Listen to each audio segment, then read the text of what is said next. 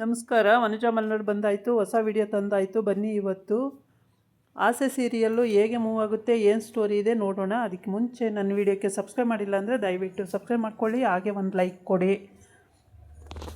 ರೋಹಿಣಿ ಮತ್ತು ವಿಶಾಲಾಕ್ಷಿ ಪುರೋಹಿತ್ರ ಹತ್ರ ಹೋಗಿದ್ದಾರೆ. ಹೋಗಿ ಅಲ್ಲಿ ಮತ್ತು ಮೀನಂಗೆ ಕೆಟ್ಟದಾಗೆ ಮಾಡಿಕೊಡ್ಬೇಕು ಅಂತ ಕೇಳ್ಕೊಳೋಕ್ಕೆ ಹೋಗಿದ್ದಾರೆ. ಆದರೆ ಅದನ್ನು ಮಾಡಿಕೊಡೋದಕ್ಕೆ ಮೀನಾ ಅಂತ ಜಪ ಮಾಡಬೇಕು, ತುಂಬ ಸಲ ಜಪ ಮಾಡ್ತಲೇ ಇರಬೇಕಾಗುತ್ತೆ ಅಂತ ಹೇಳಿರ್ತಾರೆ. ಹೇಳ್ಬಿಟ್ಟು ಅಯ್ಯಪ್ಪ ಅತ್ಲಾಗ ಹೋಗಿರ್ತಾನೆ ನಿನ್ನೆ. ಇವರು ತುಂಬ ಹೊತ್ತು ಅಲ್ಲೇ ಜಪ ಮಾಡ್ತಾನೆ ಕೂತಿರ್ಬೇಕು. ಮೀನಾ ಅಂತ ಕೈಗೆ ಇದನ್ನು ಕೊಟ್ಟಿರ್ತಾನೆ, ಕರ್ಪೂರನ ಹಚ್ಚಿಬಿಟ್ಟು ಕರ್ಪೂರನ ಕೈಯಲ್ಲಿ ಇಟ್ಕೊಂಡು ಇದನ್ನು ಇಟ್ಕೊಂಡೇ ಇರಬೇಕು ಅಂತ ಹೇಳಿ ಕೊಟ್ಟಿರ್ತಾನೆ. ಅದನ್ನೇ ಇಟ್ಕೊಂಡು ಮೀನಾ ಅಂತ ಜಪ ಮಾಡ್ತಾನೇ ಇರಬೇಕು ಇಡೀ ದಿವಸ. ಹಾಗೆ ಜಪ ಮಾಡ್ತಾ ಇದ್ದರೆ ಅವಾಗ ಇವಳು ಅಂದ್ಕೊಂಡಿದ್ದು ಆಗುತ್ತೆ ಅಂತ ಲೆಕ್ಕ. ಅದಕ್ಕೆ ಹಾಗೆ ಇಟ್ಕೊಂಡು ಕೂತಿರ್ತಾರೆ. ಇಟ್ಕೊಂಡೇ ನಿಲ್ಲಿಸಿರ್ತಾರೆ, ಕೂರಿಸಿರಲ್ಲ, ನಿಲ್ಲಿಸ್ಕೊಂಡೇ ಜಪ ಮಾಡ್ತಾಯಿರು ಅಂತ. ಈ ಕಡೆ ಬಂದು ಶ್ರುತಿ ರೆಸ್ಟೋರೆಂಟಲ್ಲಿರ್ತಾಳೆ. ಬಿಸ್ನೆಸ್ಸೇ ಇರಲ್ಲ, ಯಾರೂ ಬರ್ತಾನೇ ಇರಲ್ಲ. ಆಗ ಅವಳು ಹೇಳ್ತಾಳೆ, ರವಿ ಬರ್ತಾನೆ ಅಲ್ಲಿಗೆ. ಯಾಕೆ ಶ್ರುತಿ ಸಪ್ಪಗಿದೆಯಾ ಅಂತ ಕೇಳ್ತಾನೆ. ಅದಕ್ಕೆ ಯಾರೂ ಬರ್ತಾಯಿಲ್ಲ ಕಣೋ ರವಿ, ಒಂದು ಜನ ಬರ್ತಿಲ್ಲ ಅಂತ ಅಂತಾಳೆ. ಏನಕ್ಕೆ ಹಂಗಾಯ್ತು, ಏನಾರ ನಾನು ಮಾಡ್ತಾಯಿರೋ ಫುಡ್ಡು ಟೇಸ್ಟ್ ಹೋಯ್ತೇನೋ ಅಂತ ಅಂತಾನೆ. ಅಲ್ಲ, ನೀನು ಮಾಡ್ತಾಯಿರೋ ಟೇಸ್ಟ್ ಚೆನ್ನಾಗೇ ಇದೆ, ಆದರೆ ಯಾಕೋ ಗೊತ್ತಿಲ್ಲ ಒಬ್ಬರು ಬರ್ತಾಯಿಲ್ಲ ಅಂತ. ಸರಿ, ಬೇರೆ ಯಾವುದಾದ್ರು ಬೇರೆ ಟೇಸ್ಟಿನ ಮಾಡ್ತೀನಿ ಅಡುಗೆ ತಾಳು, ಆವಾಗ ಜನ ಬರ್ತಾರೆ ಅನಿಸುತ್ತೆ ಅಂತಾನೆ. ಅದು ಸರಿ, ಅಕ್ಕಪಕ್ಕ 2 ರೆಸ್ಟೋರೆಂಟ್ ಆಗಿಬಿಟ್ಟಿದ್ದಾವೆ.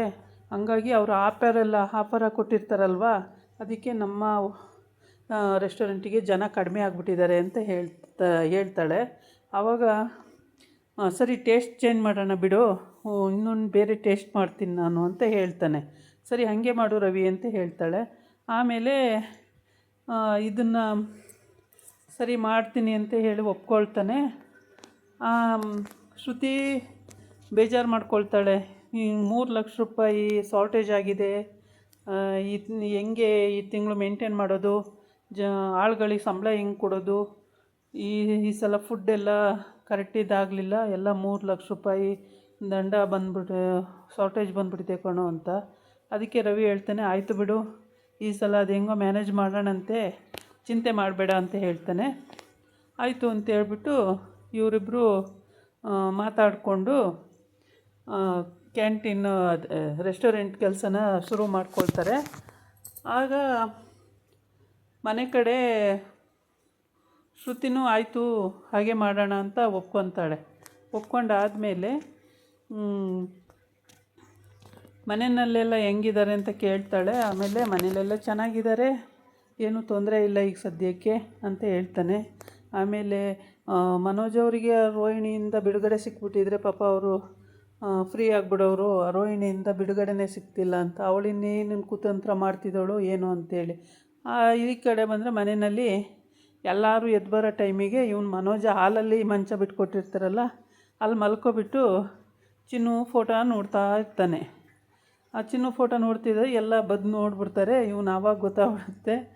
ಆವಾಗ ಏನು ಇನ್ನೂ ಆ ಫೋಟೋ ನೋಡ್ಕೊಂಡು ಕೂತಿದ್ದೀಯೇನೋ, ಅಷ್ಟೆಲ್ಲ ಕಷ್ಟ ಕೊಟ್ಟರು ನೀನು ಫೋಟೋ ನೋಡ್ಕೊಂಡು ಕೂತಿದ್ಯಾ, ಬಾ ಲಿವಿಂಗ್ ಅಲ್ಲಿಗೆ ಅಂತ ಕರೆದು ಬಂದಿರ್ತಾರೆ. ಬರ್ತೀನಿ ನಡಿ ಅಂತ. ಏನು ಮಮ್ಮಿ ನಿದ್ದೆ ಮಾಡೋಕ್ಕೂ ಬಿಡೋಲ್ಲ ಕರೆಕ್ಟಾಗಿ, ಏನಾಯಿತು, ಹಿಂಗೆ ಮೊಬೈಲ್ ಇದು ಮಾಡ್ತಿದ್ದೆ, ಫೋಟೋ ಬಂತು ನೋಡ್ತಾ ಇದ್ದೆ ಅಂತಾನೆ. ಏನಪ್ಪ ಇನ್ನೂ ನೀನು ಅವಳ ಪ್ರೀತಿ ಬಿಟ್ಟಿರಂಗಿಲ್ವಲ್ಲೋ, ಏನೋ ಇದು ನಿನ್ನ ಕತೆ ಅಂತ.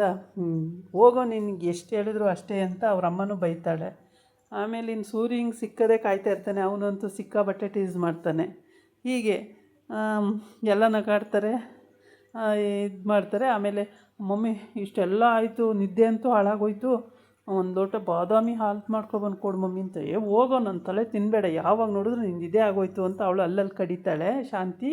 ಆವಾಗ ಅಯ್ಯೋ ಲೈಫೇ ಚೆನ್ನಾಗಿಲ್ಲಪ್ಪ, ಏನು ಕೇಳಬಾರ್ದು, ಒಂದು ಲೋಟ ಟೀ ಕೇಳಿದ್ನ, ಅಲ್ಲ ಬಾದಾಮಿ ಹಾಲು ಕೇಳಿದ್ನಪ್ಪ, ಅದು ಕೊಡೋದಕ್ಕೆ ಇಷ್ಟು ಮಾಡ್ತಿರಲ್ಲ ಅಂತ ಹೇಳ್ಬಿಟ್ಟು ಅವನು ಹೋಗ್ತಾನೆ ಅವನ ಪಾಡಿಗೆ. ಅವನು ಮಲ್ಕೊಳ್ತೀನಿ ಅಂತ ಆಮೇಲೆ ರಂಗನಾಥನ ಹೆಂಡ್ತಿ ಅವರು ಮಲ್ಕೊಳ್ತೀನಿ ಅಂತ ಹೋಗ್ತಾರೆ. ಆಮೇಲೆ ರವಿನೂ ಹೋಗ್ತಾನೆ. ಸೂರ್ಯನೂ ತಾರನಿಗೆ ಹೇಳ್ಬಿಟ್ಟು, ತಂಗಿಯಮ್ಮ ನೀನು ಹೋಗಿ ಮಲ್ಕೊ, ನಾವು ಮಲ್ಕೋತೀವಿ ಅಂತ ಅವನು ಹೋಗಿ ಹೋಗ್ತಾರೆ. ಅಲ್ಲೇ ಮಲಗಿದಾಗ ಮೀನಿಗೆ ಏನೇನೋ ಕೆಟ್ಟ ಕನಸುಗಳು, ಇವರೇನೋ ಮಾಡಿಸಿರ್ತಾರಲ್ಲ, ಕೆಟ್ಟ ಕನಸುಗಳು ಬೀಳ್ತಾ ಇರುತ್ತೆ.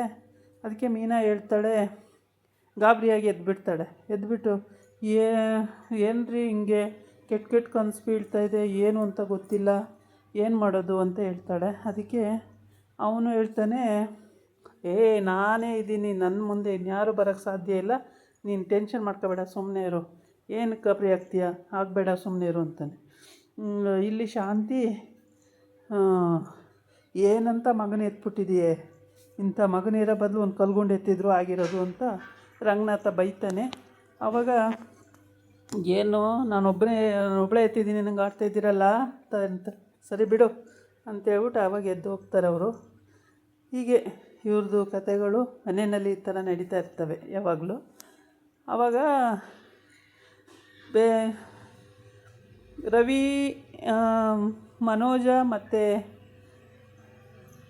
ಮನೋಜಂಗೆ ಚಿನ್ನದೇ ಚಿಂತೆ ಆಗಿರುತ್ತೆ ಯಾವಾಗಲೂ. ಅವಳೇ ಬೇಕು ಅನಿಸುತ್ತೆ, ಮನೆಯವರು ಒಪ್ಪಲ್ವಲ್ಲ ಅನ್ನೋದಕ್ಕೊಂದಕ್ಕೆ ಎದ್ರುಕೊಂಡಿರ್ತಾನೆ. ಆದರೆ ಅವಳೇ ಬೇಕು ಅವನಿಗೆ, ಬೇರೆ ಯಾರೂ ಬೇಡ, ಅವಳೇ ಬೇಕು ಅನ್ನಿಸ್ತಾ ಇರುತ್ತೆ.